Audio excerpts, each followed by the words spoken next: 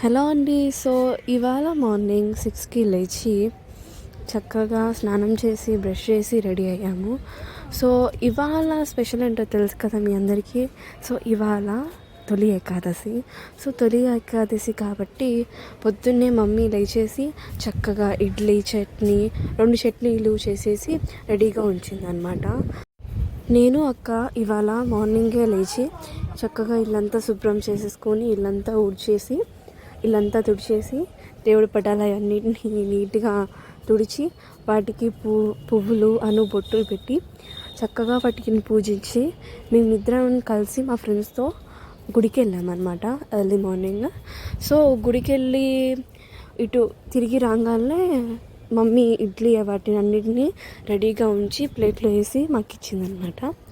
So గుళ్ళో ఏం జరిగిందంటే గుళ్ళో 2 గుళ్ళు వెళ్ళాము మేము. వెంకటేశ్వర స్వామిది ఒకటి శివాలయం గుడికి వెళ్ళాము.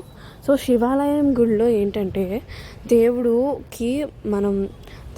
అక్కడికి వెళ్ళంగానే మనకి ప్రసాదం ఇస్తారు కదా. సో ఆ ప్రసాదాన్ని ఆ పిండి ఉంటుంది కదా, ఇవాళ పాలపిండి పండుగ కూడా. సో ఆ పాలపిండిని ఇచ్చారనమాట ప్రసాదంగా. మేము ఆ పాలపిండి తిని ఇలా బయటికి రాగానే ఆవులు ఉంటాయి కదా గుళ్ళో. సో ఒక చిన్న ఆవు మాకెళ్ళి అంటే అడుగుతుందన్నమాట ఇలా పాలపిండి కోసం. సో అది మాట్లాడలేదు, అది మనకి కూడా తెలుసు. జస్ట్ తన యాక్షన్స్ వల్ల మాకు అర్థమైంది. సో పాలపిండి కావాలంటే పాలపిండి పెట్టాము. సో తెలియకుండా పెట్టాము. పాలపిండి అనేది చాలా మంచిదంట పెట్టడం. దేవుడి ప్రసాదం ఆవులకి పెడితే అదృష్టం అంట. సో మీరు కూడా ఎప్పుడన్నా కుదిరితే చేయండి. మరి నాకు తెలీదు, నేను మా అక్క తెలియకుండా ప్రసాదం పెట్టాము. మమ్మీ డాడీ చాలా హ్యాపీగా ఫీల్ అయ్యారు. మమ్మీ డాడీకి వాళ్ళందరికీ మొక్కుని వేసుకొని ఇక ఇంటికి రాగానే మా నాన్నమ్మ ఇలా చేసిందనమాట. ఏంటిదంటే పాలపిండి చేసింది. సో దానికోసం ముందుగా రోల్ తీసుకొని ఆ రోల్లో బెల్లం వేసి వాటిని కొంచెం దంచిందనమాట. చాలా వాటికి దంచి చిన్న చిన్న పొడిలుగా చేసి తర్వాత శనగపప్పునేసి పిండిలాగా దంచుతుంది మా నాన్నమ్మ. మా అమ్మ కూడా ఒకవైపు హెల్ప్ చేస్తుంది. బయటికి వస్తే నా కందిపప్పుని మళ్ళీ నీట్గా లోనకేసి బాగా దంచుతుంది. సో ఇది ఇలా మనం రోల్లో చేస్తేనే కొంచెం బాగుంటుంది. ఎందుకంటే మన పాతకాలంలో రోల్ని యూజ్ చేసేవాళ్ళు కాబట్టి. రోల్ అప్పట్లో మనకి మిక్సీలో అవి ఉండేవి కాదు. సో రోల్తో మనం చేస్తే కొంచెం ట్రెడిషనల్ వేలో ఉంటుంది అండ్ చాలా న్యూట్రిషన్స్ కూడా అనమాట. సో మమ్మీ ఇలా పొడి కొడుతుంది. సో పొడి కొడుతూ ఉంది. మా నాన్నమ్మ అయితే ఈ పాలపిండి అనేది మా డాడీకి చిన్నపిల్లనప్పుడు బాగా చేసి పెట్టేదంట మా నాన్న. సో కొంచెం తీసిన తర్వాత పొడిని లాస్ట్గా కొంచెం పొడి ఉంటుంది కదా, ఆ పొడిలోకి కొబ్బరి వేయండి. ఎండు కొబ్బరి వేసి దాన్ని కూడా బాగా దంచండి. ఆ పొడిలో కలిసిపోయేంత వరకు బాగా దంచండి. అలా వాతావరణం కూడా చాలా బాగుంది. చక్కగా గాలి కూడా వీస్తుంది ఈ రికార్డ్ చేసేటప్పుడు. ఇవాళ వెదర్ ఎంత బాగుందంటే ఇవాళ చిన్న పిల్లలు కూడా మిట్ట మధ్యాహ్నం వచ్చి బయట ఆడుకుంటున్నారు. వాళ్ళ అల్లరి కూడా వినపడుతుంది, కానీ లైట్గా అన్నమాట. పక్షులు కూడా చక్కగా కీచుమంటూ ఈ గాలి చాలా బాగుంది. మొన్న బాగా వర్షాలు పడ్డాయండి నల్ల చెరువులో బాగా వర్షాలు 2-3 రోజుల నుంచి.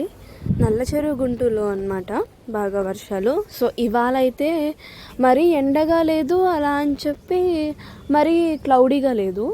So it was cloudy, windy and కొంచెం సనీగా ఉంది అన్నమాట. సో ఇక్కడ పొడి చూసారా, బెల్లం పొడి అంత బాగా దంచి వేసారు మా నాన్నమ్మ గారు. సో అదంతా బాగా దంచి బెల్లం, శనగపప్పు పిండి అండ్ కొబ్బరి ఈ 3టితో పాలపిండి ఈజీగా అయిపోతుంది.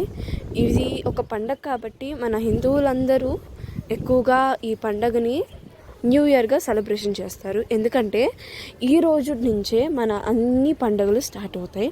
హిందువులకి తొలి ఏకాదశి అంటే న్యూ ఇయర్ స్టార్టింగ్ అన్నమాట. సో ఆ న్యూ ఇయర్ న్యూ ఇయర్ స్టార్టింగ్కి స్వీట్గా ఏమైనా తినడానికి ఇది చేసి న్యూ ఇయర్ని స్టార్ట్ చేస్తారనమాట. పాలపిండి చిన్నపిల్లలకి పెద్ద పిల్లలకి పెట్టండి, చాలా న్యూట్రిషియస్. పిల్లలు చాలా బాగా ఎంజాయ్ చేస్తూ తింటారు. అండ్ దీన్ని పూజకి కూడా పెట్టచ్చు, పూజలో ప్రసాదంగా పెట్టండి. అండ్ దీన్ని గుడికి తీసుకెళ్ళినప్పుడు గుళ్ళో వాళ్ళందరికీ పంచితే చాలా మంచిదని చెప్పేసి మమ్మీ అన్నారు నాతో.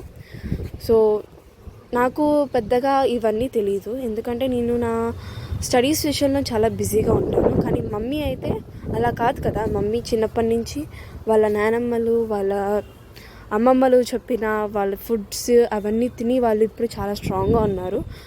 ఇక చివరిగా మీరు యాలకుల పొడి వేయండి ఆ పాలపిండిలోకి, లేదంటే రోల్లోనే 2-3 లేదా 4 యాలకులు వేసి బాగా దంచి పొడిలా చేసి దానిలో వేసి కలిపేయండి. ఆ ఫ్లేవర్ అనేది పాలపిండిలో చాలా బాగుంటుంది. ఇక అంతే, ఎంజాయ్ చేయండి. హ్యాపీ మొహరం అండ్ హ్యాపీ తొలి ఏకాదశి.